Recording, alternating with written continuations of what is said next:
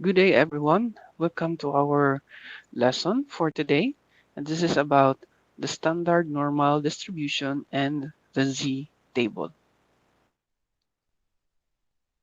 For this lesson or module, we will have three different topics.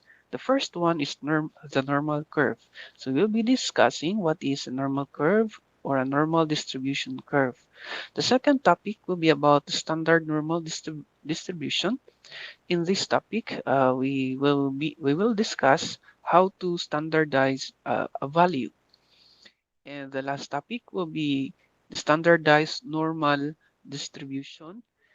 So, um, after after standardizing values, we will then find the probability of that value to occur given or using the Z table. Now let's start with our first topic. And this is about the normal curve. So here's an example of a distribution of heights of men and women, which is in inches, which are plotted against the frequency or the number of occurrence for each measurement. As shown in the figure, we have generated a histogram, and also we have there a curve. If you check on the curve,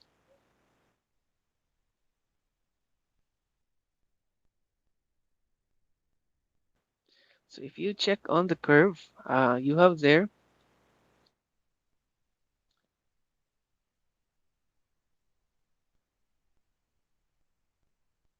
okay, these form. So the curve in pink and the curve in blue.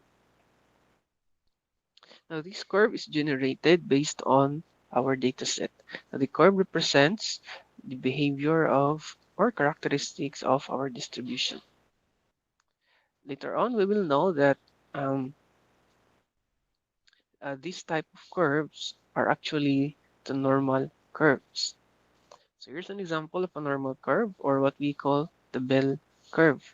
It has some properties. We need to understand the basic properties of a normal curve so that in the later discussions we'll be able to answer some problems. First, a normal curve or a bell curve is a bell-shaped curve which is symmetric with respect to the mean. Now, as we all know, if this is just an ideal curve, the mean, the median, and the mode are all in the center. So if we will slice it based on from the center, so the left side of the curve is symmetrical to the right side, so that when we fold it here based on the center, we'll have the same shape. Next, the central measures are located at the middle of the horizontal axis. For a normal curve, which means the mean, the median, and the mode are actually in the middle of the horizontal axis, which is located in this line here. The mean, the median, okay, the mean, the median, and the mode.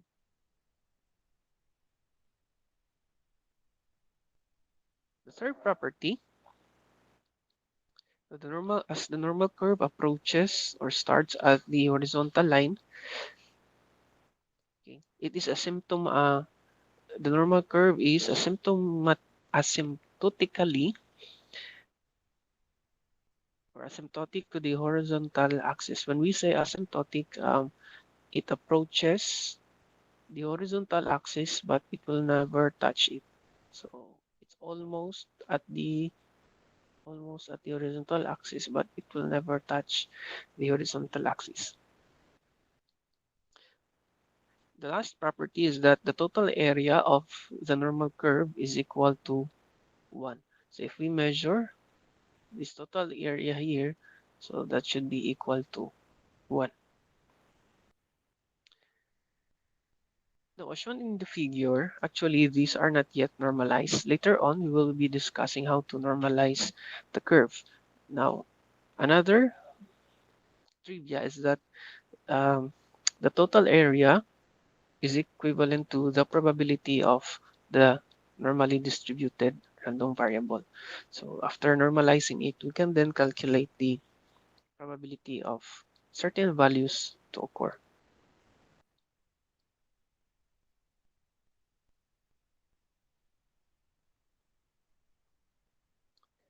Okay, here's an example again of the normal curve.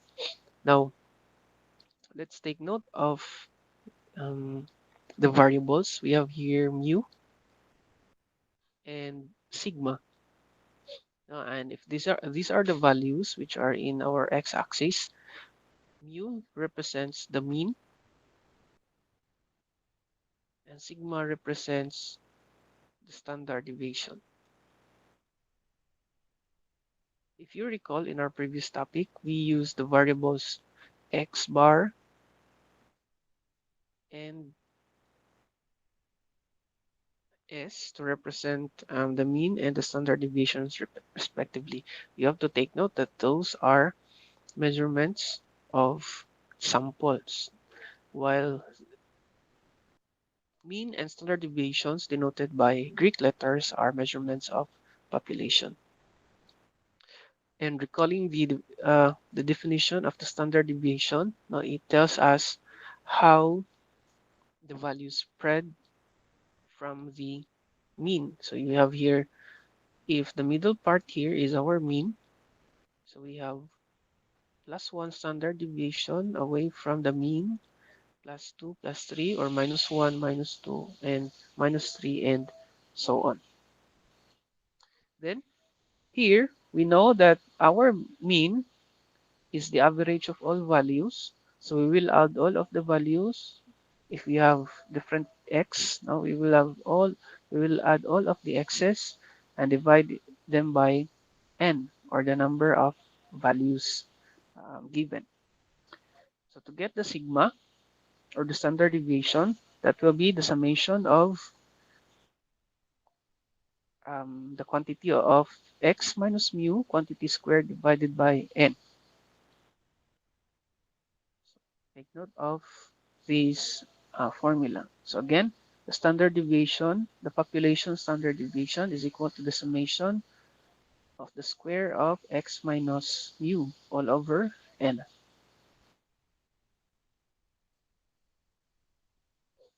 Now, here's how we graph our values into a curve. Now, if you recall, if, say for example, we are given with some values, we can graph them into this form here so that uh, it can look like, or it can look as a normal distribution. So we will use Gaussian function to convert a certain value into, we call them a density. This is called a density function. So that if you have a value, it's either we can plot here somewhere here using Gaussian function, or here. Now, later on, we will have an examples of the graphs on how to convert one value into its density value or equivalent. So we will use this equation. That's 1 over sigma times the square root of 2 pi. Multiply them by e to the power of negative quantity x minus mu quantity squared, all divided by 2 to the square of sigma. And x should be greater than negative infinity but less than positive infinity, which means it will not touch uh, yeah, it will not touch the horizontal line. Now, say for example, if we have a value which is 30, now suppose we have, let's just try to solve, I will just show you how to convert it. So say for example, we have 30, and you will be given with a mean of, say, 25, and the standard deviation is 3.35. Okay, plugging these values, you will have 1 over sigma, which is 3.35, multiply it by the square root of 2 times pi. So we know that pi is 3.1415 something. Then we'll have x. Our x here is 30. Subtract it by 25. Okay, raised to power 2 divided by 2 times 3.35 squared. Okay, you will have a value for this. Okay, so which means this will be our numerator here divided by this one. You will get a value which is approximately 0.039. So this is our density. So when x is equal to 30. So here, our mean is 25. So if we say this is 30 here, okay, so which means this value, anyways, this value is 0.09. So the coordinates for this point is 30 and 0.039.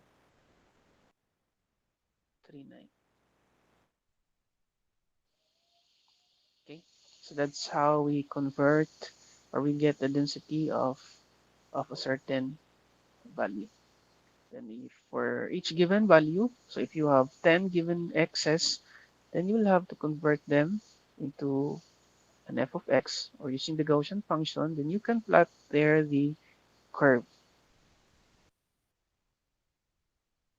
Again, you can take a look at this curve. Now, let's just check the behavior or what's the characteristic of the curve. Now, if you check at the curve, then the curve of women, okay, it's higher. Okay, the height has, okay, sorry about that.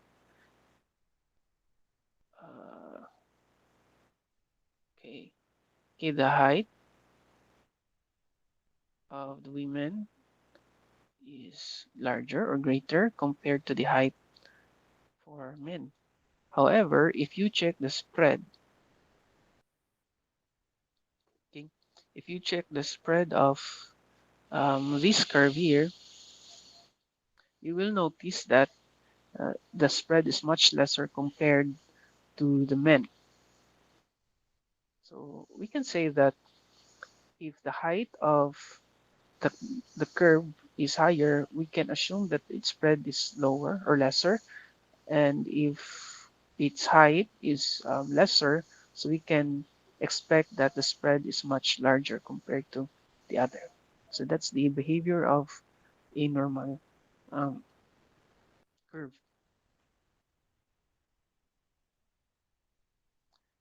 Okay, let's have this example. We have to plot the data in a normal curve. We have these data 20, 30, 25, 33, 40, 16, 22, 31, 21, and 29. So if we count all of these values, we'll get an n that's equal to 10. So it says that we have to plot it in a normal curve. So we'll have to convert or to get or to use Gaussian function. Now that's f of x to plot these data in the normal curve. So the first thing to do is to get the mean. When getting the mean, we use the formula summation of all x's divided by n. So we divide all of these, we add all of these values and divide it by 10, which is our n. So plug them. That's 20 plus 30 plus 25 plus 33 plus 40 plus 16 plus 22 plus 31 plus 21 and plus 29 divided 10, and that is equal to 26.7. So we now have the mean. The next thing is to get the standard deviation. So if you recall our formula for standard deviation, that is the summation of the square of the difference of x and mu, divide them all by n. This will be, so plug in all the values. We have our first x is 20, and subtract it by our calculated mean, the population mean, then square the difference. Do that to all of the values of the excess, then divide it by 10. After, we'll get a sigma, which is approximately 6.841783. So since we now have the mu and sigma, we can use then our Gaussian function. F of x is equal to um, e to the negative quantity of x minus mu quantity squared divided by 2 times sigma squared all over sigma times 2 square root of pi. So it's just the same with the given formula earlier. Then for each x, we get its equivalent density, f of x. So plug the value. So our first x is 20. So that would be equal to 0.036099418. Then do the same thing to the other values. No, the next one will be 30. So, yeah, I will give you the task to solve or to calculate using our formula, okay, for the Gaussian function. So for f of when x is equal to 30, we'll get f of 30 that is approximately 0.0519, 0.6656, and 25, and so on. So these are the equivalent densities of our given values. F of 30, 25, 33, 40, 16, 22, 31, and I think 21. And we still have 29. After this one, you can plot it in a Cartesian plane. So in a graphing paper, we'll plot x against f of x. Now our x here, this will be within our x-axis, and our vertical axis will be f of x. So as we plot here, we can see that it actually looks like a normal curve. Now I I want to check if this really looks like or within or follows the normal curve. So I get an image of a normal curve and fit them here, and it actually does looks like normal curve. Okay, so this is how we plot um, a certain value into a normal curve using Gaussian function. This would be all for our first topic, no, which is the normal curve. See you in the next video.